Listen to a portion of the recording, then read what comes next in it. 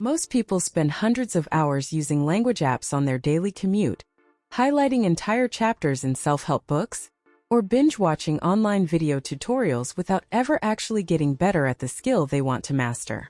We fall into comfortable, passive habits that trick our minds into feeling productive, while leaving us completely unprepared for real-world execution.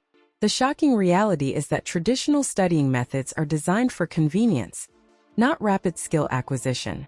If you want to master complex abilities quickly, you have to throw out passive learning entirely and adopt an aggressive, self-directed strategy. Scott Young's Ultralearning provides the exact blueprint for anyone who wants to gain high-value skills, accelerate their career, or adapt to a fast-changing economy in record time. This book solves the widespread problem of slow, frustrating progress by showing you how top performers teach themselves hard subjects completely on their own terms. It bridges the gap between wanting to learn a new skill and actually performing it at an elite level. The first crucial idea is metalearning, which simply means learning how to learn the specific subject before you dive into the content. Most people decide they want to pick up a new discipline and immediately buy the first textbook or online course they find. Ultralearners do the exact opposite by devoting roughly 10% of their total project time exclusively to upfront research. They map out the terrain before taking a single step. This involves answering 3 basic questions: why you are learning, what knowledge is required, and how you will study. By analyzing concepts you must understand, facts you must memorize, and procedures you must execute, you discover the hidden bottlenecks before they slow you down. Imagine a marketing manager at a corporate office in Chicago who wants to transition into data analytics.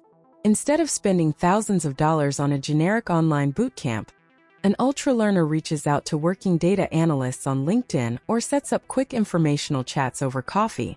They ask what tools are actually used on the job every day, which coding languages are essential, and which theoretical concepts can be skipped. To apply this today, if you plan to spend 100 hours learning a new skill, spend your first 10 hours mapping out the roadmap. Talk to experts who have already achieved what you want to accomplish, create a breakdown of facts versus procedures, and build a tailored study strategy before spending a single dollar or hour on execution. The second major strategy is directness, which means practicing the exact skill in the environment where you will actually use it. We naturally gravitate toward comfortable, indirect methods like reading books, taking multiple-choice quizzes, or using gamified apps because they feel safe and protect us from failure. However, true mastery only happens when you bridge the gap between learning and doing. If you want to speak a foreign language, you must speak to actual humans. If you want to learn computer programming, you must write actual software. Consider someone living in Toronto who wants to learn Spanish. They might spend 6 months completing levels on a smartphone app while riding the subway, feeling like they are making massive progress. But when they fly down to Mexico for vacation and try to order a simple dinner at a restaurant, they freeze up completely because app taps do not prepare your brain for real-world conversation. An ultralearner uses direct methods like immersive environment immersion or project-based learning. To apply this today, stop using comfortable middleman tools. If you want to become a web developer, start building a functional website from scratch. If you want to become a public speaker, sign up for a local Toastmasters club or pitch a presentation at work, forcing yourself to operate in the real environment from day one. The third core idea is using targeted drills to ruthlessly attack your weakest points. Complex skills are composed of many smaller sub-skills, and your overall performance is always limited by your single weakest link. Rather than practicing an entire process from start to finish over and over, ultralearners isolate the specific component that slows them down, practice it intensely, and then integrate it back into the whole. This is known as identifying and fixing the rate-determining step. Think of an aspiring musician in Nashville trying to master a complex country guitar ballad. A novice guitarist will play the entire song from beginning to end, stumble over the same 3-second fast solo in the middle, and then start the whole song over again from the top. This wastes massive amounts of time on sections they already know. An ultralearner uses time slicing to isolate just those 3 seconds of the solo, practicing that specific movement 50 times until it is effortless before stitching it back into the song. You can apply this today by analyzing your current goals and finding your single biggest bottleneck. If you are learning copywriting, do not write whole landing pages repeatedly. Spend an hour writing 20 different headline variations using the magnifying glass method until your headline skills match the rest of your writing. The fourth concept completely transforms how you retain information. Retrieval. Most students and professionals study by passively rereading their notes, highlighting text, or rewatching lectures. Cognitive science shows that passive review creates a false sense of familiarity, giving you the illusion that you know the material when you really do not. Testing yourself is not just a way to measure what you know. It is actually the primary engine that builds long-term memory. Actively pulling information out of your brain strengthens neural pathways far better than trying to push information back in. Picture a university student in Texas preparing for a tough final exam in economics. She spends 5 hours rereading her highlighted textbook chapters, feeling confident because the words look familiar on the page. Yet when she sits down in the exam hall with a blank test paper, she struggles to recall basic formulas. An ultralearner uses methods like free recall or the question book method. Instead of highlighting text while reading, write down open-ended questions in the margins of your notes. To put this into practice today, finish reading a chapter or watching an instructional video, close the material completely, grab a blank piece of paper, and write down every single concept, fact, and idea you can recall from memory without looking. The fifth principle focuses on feedback, specifically learning how to process harsh, uncomfortable truths without letting your ego get in the way. Feedback is often painful, which is why most people construct comfortable environments where their work is never truly criticized or tested. However, ultralearners actively seek out rapid, high-quality feedback to refine their performance.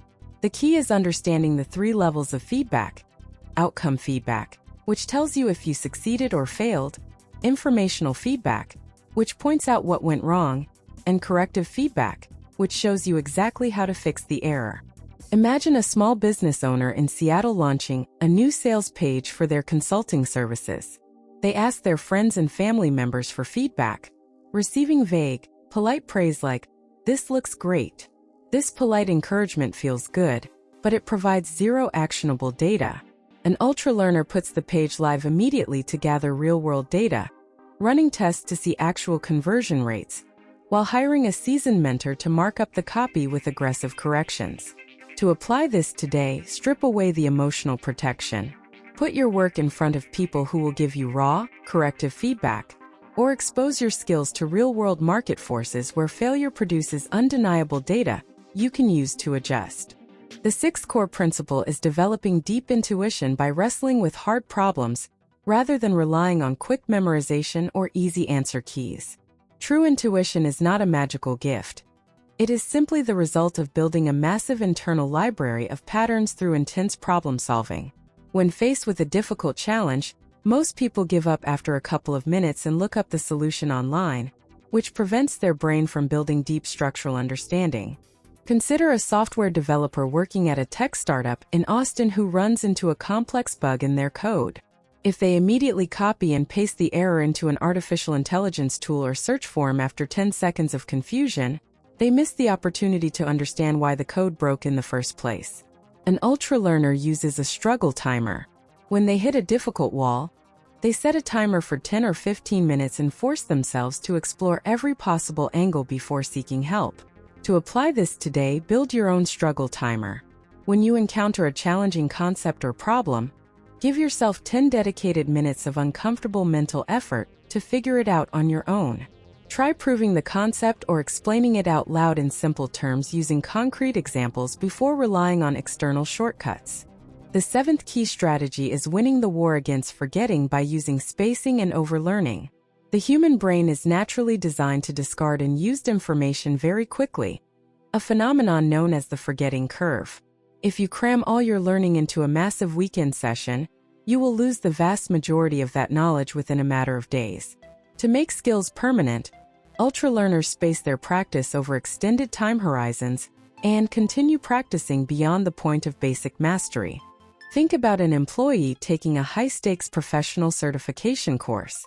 If they study for 12 straight hours the day before the test, they might pass, but 3 months later at work, They will not remember a single formula when their boss asks for an answer.